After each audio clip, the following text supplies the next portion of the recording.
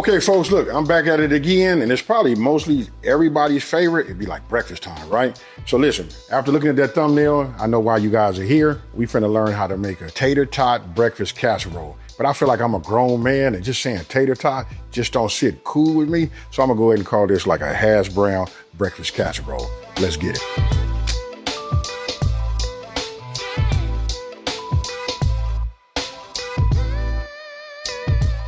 As you can see, we got a few ingredients right here, right? Got a whole lot of eggs. You gotta have the bell peppers. I'm gonna do something a little different. I'm gonna go ahead and saute my bell peppers, right? And don't forget, when we mention these down, small is for flavor, larger, dice is for, for the texture. But here's the key. If we're gonna do hash browns, go ahead, let's make it easy for ourselves. We're gonna use these crispy, again, I gotta say it, these tater tots. I don't know, but we're gonna use those, you know what I mean? But you want them to be frozen. Then we got cheese, we got a grater, we got some seasonings right there. And don't forget, the full ingredient list is on my website, smokinandgrillin.com, and that's WITAB.com. Let's get it. Okay, so the first thing we're gonna do is we're gonna go ahead and just prep these veggies, right? I'm gonna go ahead and just cut the top off. A lot of times you guys see me set this to the side, but listen, do you know that this is actually bell pepper too? For those of us, it is good practices to save this, or, say when you get enough of them, if you're cooking daily, then you dice that down. That's a good piece, right? So now I'm going to take it. Now there's a couple of ways you can do this. You can cut them down like this. Once I do the green bell pepper, I'm gonna show you another way.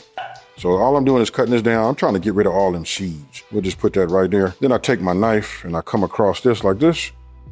That's good too. And then you end up with these halves. Now, look at how I cut these down. Remember I tell you, it's a size difference, and that all determines the taste and the texture go, right? So if I cut them down like this, a little bit on the small side, right? Dice them down. You see that right there? This would be for the taste. Now, if I do them like this gives us a little bit of texture. They're bigger, and it's, kind of like self-explanatory, right? So I do a mixture. Let's grab this. I'll do one more. We'll start off big on this one. And then about halfway, right? Now I'll dice small, because I do love the taste. You guys do too. And if you don't, you can just omit this, but you want to have the color. I'm telling you, the food look good, it tastes better. I know it sounds crazy, but your brain tell you, hey, that's fire. Now, look, as I talked about earlier that I was going to go ahead and show you guys another way. Now, before, remember, I cut it down. Now, I got myself like a little bit of a more flexible knife. I want to say this is a boning knife, but it's not as flexible as I would like it to be, but I treat it as a boning knife, right? So after I cut the top and the bottom, that's how I sit in there like that, right? I stick this in here. If you guys can see, you see these openings right here? I go in on one of these openings like this. We just go in, and then we just cut this around. Now, I'm going to cut this out like this. Bring that out, and then I just take this and I trace it just on the ribs that's in the inside, right? I hope I got it at a good angle so you guys can see. See how it just opens up like this? And then if I take it and I bring it around, cut these last couple of ribs, look at this right here, folks. That comes out. Then if you guys want to save these seeds, you can plant these in a bucket in the inside. I will start a series, like that when the time comes, especially for the spring, because we're going to start growing our veggies. All right, so when you're done, it should open up and spread like that. Look how clean this is. You guys find whichever way works for you, best. Now I'll just cut this in half, right? Now you can do them this way. Notice how I went back to my chef knife, right? I just like using my chef knife. Or you can cut them down this way. Really, it's up to you. It's about how comfortable you feel in the kitchen, especially when using a knife. And here's a little pro tip. We might have all heard this, but I'll say it for those who haven't. Don't forget, a sharp knife is better than a dull knife. Usually when you cut yourself, that's because you was using a dull knife. You get a lot of slippage. All right, so now we do the same. Okay, so look, once you get your onions and all that done, now you guys find out what works for y'all.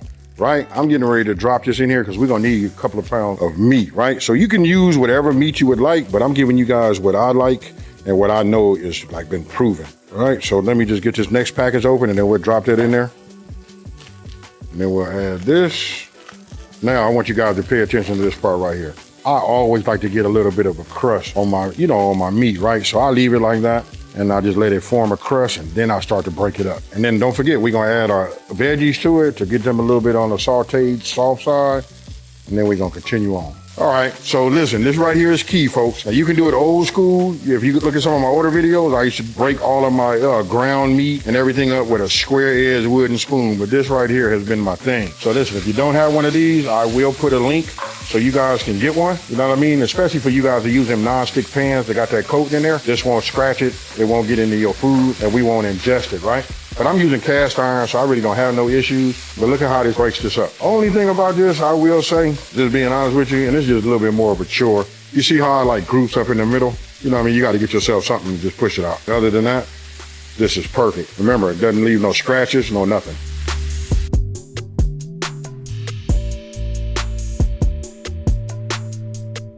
All right, so you can see that we got a little bit of pink, right? So check this out. This is what we're gonna do. We're gonna go ahead and add our veggies, to it. Look at the color, folks. Remember I tell you, when you get everything right, you know what I mean, and it looks good, you can just see flavor going on here. Now we got some other veggies. Let me get all of that in there.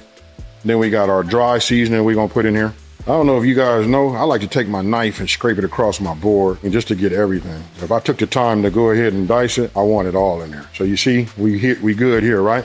Now to add on top, we're gonna put some seasoning on top of here. Even though it's got that Italian sausage taste to it, we're gonna add something to it to level it up. A lot of times you see I don't use salt, and the reason being, I do use the salt, but I like to control it. For all of my people that got that hypertension, you know what I mean? We just wanna be able to control our sodium intake, right?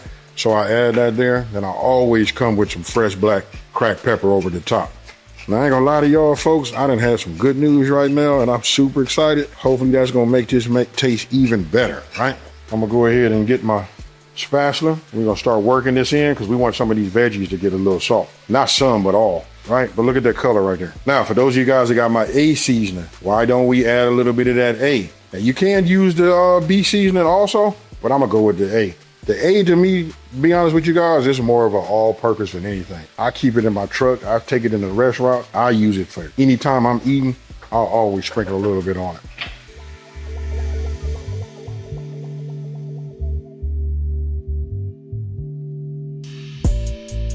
All right, so we'll be using my A.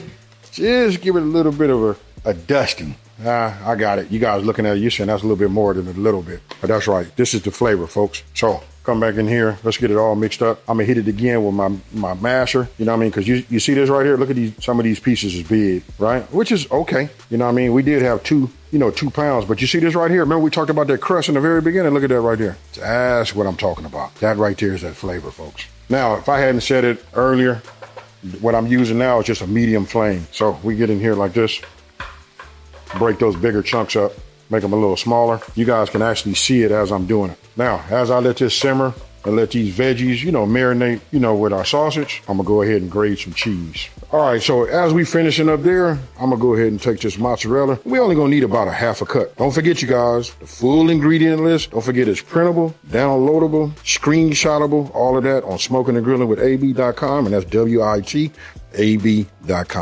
And then we do the same thing with our sharp cheddar, or if you guys are using mild, you do that. Okay, so this is what we're gonna do. Now we got this cooked to perfection, right? I'm good here. What I'm gonna do is check and make sure this is not hot. And what I wanna do is I'm gonna go ahead and add this to a bowl. Now you wanna get yourself a bowl large enough, for this, right? We're gonna bring that spatula back into play. You see all this just coming down, all of that. I guess I hate to call it grease because it don't sound good, but that's all of the flavor that went in here, right? Next, we're gonna add our tater tots, right? All right, for me, I tell you, I gotta say Hashbrown. Now, I'm gonna add these in here just like that. Now, don't forget, they need to be frozen. Don't let them thaw out on you because listen, they become mushy and all of that. I'm just gonna mix this up. You see that little, what is that? I guess that would be, I almost wanted to call it fall, but that little bit of steam is from the sausage, getting onto the frozen, and you can hear the frozen tots. And here's where we add that cheese, right? I know it's gonna be a little bit of warming that's in here from the sausage, but you just wanna get it mixed up. That's why you wanna have a bowl that's big enough. Then I got a little extra, because I like to top mine with a little bit of extra cheese at the end. But to be honest with you though, I have a tendency to overdo it when it comes to cheese. So just follow the recipe that's giving it to you, right? Let me catch my eggs, put them right here. I don't know what made me put my eggs on my board like that, but for whatever reason, we're just gonna do it like this, get it all mixed up. Now, I got a casserole dish, which is a 13x9, which is next to me. I've already sprayed it. I suggest if you're doing your dishes, go ahead and spray it with some non-stick spray, or we can do it old school like grandma used to do, get that stick of butter. And then we just go ahead and add this to it, right? I'm gonna spread it all out, and then make sure you get a casserole dish. You see how high the edges are for this one? That right there is what you wanna have. Look at how much this makes. So you wanna talk about feeding an army? This will do it. So if you got a family of 6 to 8, this should get everybody fed.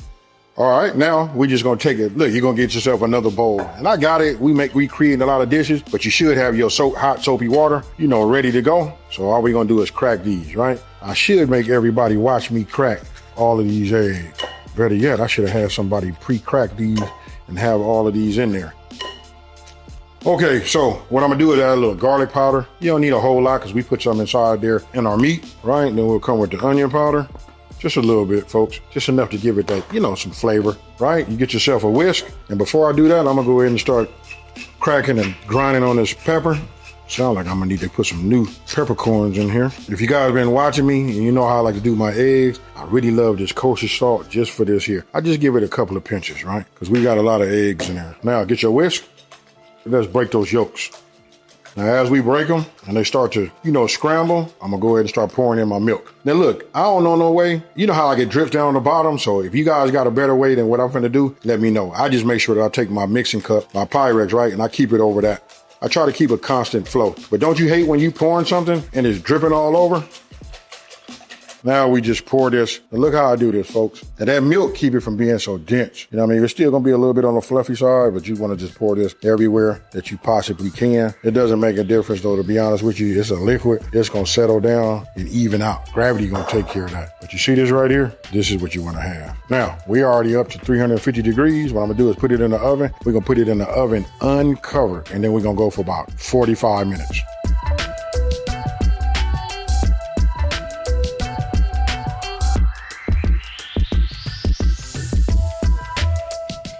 Okay, folks, so this is what we did. Just to give you a recap, and I checked it at 45 minutes. I only let it stay in there for like about 7 to 10 minutes. 10 minutes would have been like the extreme more time that I used, right? What I did was I stuck a toothpick in it just to check to see if it was done. Once nothing comes out, it tells me that egg is set, and I took it out. Now, you guys are here because you guys saw that thumbnail, so you know it came out great. Listen, I'm not finna over talk it. I've been waiting to tear into this. As you can see, I haven't done nothing, but we finna get into it. Hey, and then for all you guys that love that mac and cheese with that crust, look at this. You can't hear that? I hope the mic is picking it up, but listen, it is a little bit on the crunchy side. Right, so I'm gonna go ahead and give me some like this, and hopefully we can come in and we can take a look at that, and you guys can just see. Man, I love what I do.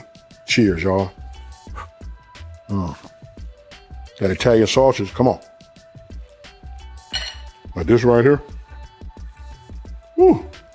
Hold on. Now listen, I did cut a slice out. People behind the camera, they ate it. They checked it off their box and said, hey, this right here, fire. This kind of thing right here, I make it all the time. I want you guys to let me know down in the comment section below. Tell me, what could I have added to this to make it over the top? I'm gonna give you one just to take something away from y'all. I love mushrooms. So you know what? To put mushrooms in this would have been fire too. But please tell me what y'all want to add and let me read it. And then the next time I make something like this, I'm gonna probably take a combination of what, each one of you guys said. And we finna make something just like, I guess like the ultimate casserole. Now listen, I'm not finna over talk it anymore. I want you guys to let me know what you guys think. Now, if you're new to this channel, let me just take the time to say, thank you for watching this video. Don't forget to like, smash that subscribe button, and tell everybody out there, there's a channel out here that's simplifying these recipes and taking the mystery out of cooking. And it just so happened to be, folks, I'm super hungry. Guess what? I'm out. Peace.